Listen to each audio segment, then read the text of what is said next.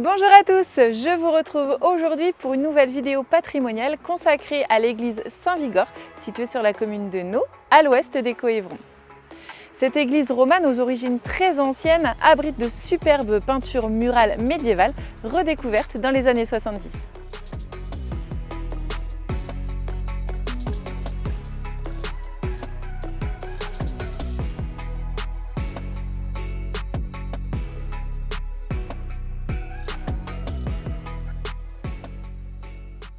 Une première église aurait été construite à cet emplacement entre le 8e et 9e siècle.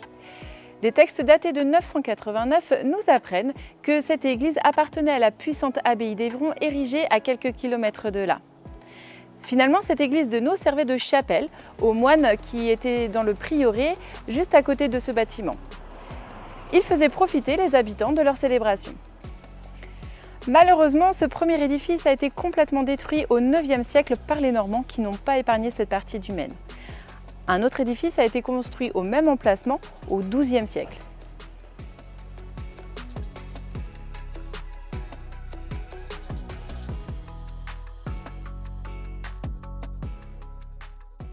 Outre son très beau retable du XVIIe siècle signé Michel Langlois, l'église de Naux est surtout connue pour ses très belles fresques datées du XIIIe siècle. Allez, suivez-moi, on va aller les découvrir ensemble.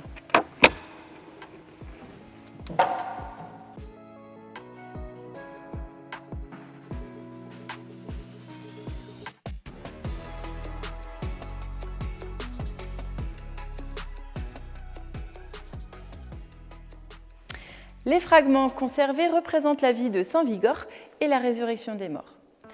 Ces peintures ont été mentionnées dans les annales de l'abbé Quinton dès 1838 lors de travaux. Des sondages ont été entrepris en 1977 et 1983. Ces peintures font partie des derniers récits à être peints car dès le début du XIVe siècle, on ne peint plus des récits comme celui-là, mais bel et bien des images isolées telles que les images de martyrs ou bien la vie des saints. Geoffroy de Bai, commanditaire de ces peintures et prieur de l'église de Naux, avait voulu construire un discours fort bâti autour de la vie de Saint Vigor.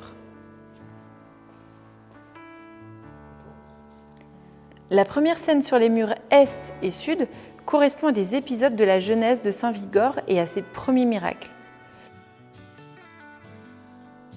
Il prêche devant une foule et opère des guérisons miraculeuses. On voit ici l'invasion des terres de Saint Vigor par Bertulf.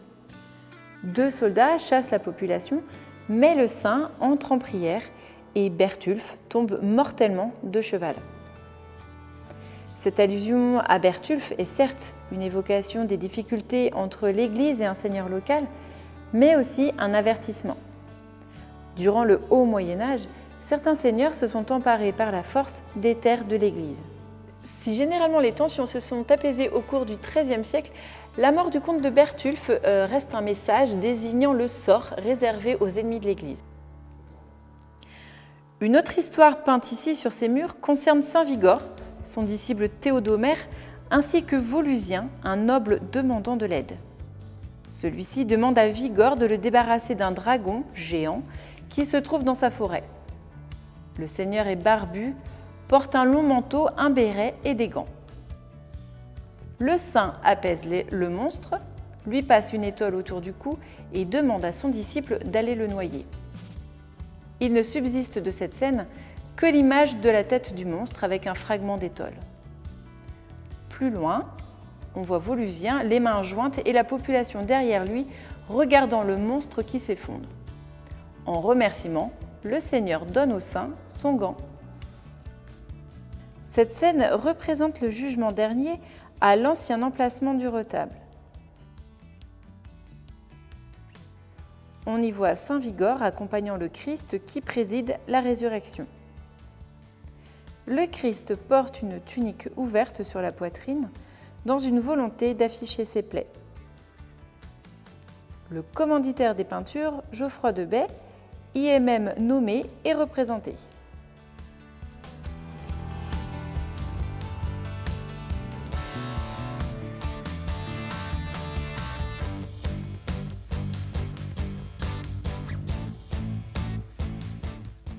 Voilà, j'espère que vous en aurez appris un peu plus sur cette très belle église de Nau ici. N'hésitez pas à pousser la porte pour venir découvrir ou redécouvrir ces très belles fresques murales. En attendant, je vous dis à très bientôt pour de nouvelles vidéos. Bye bye!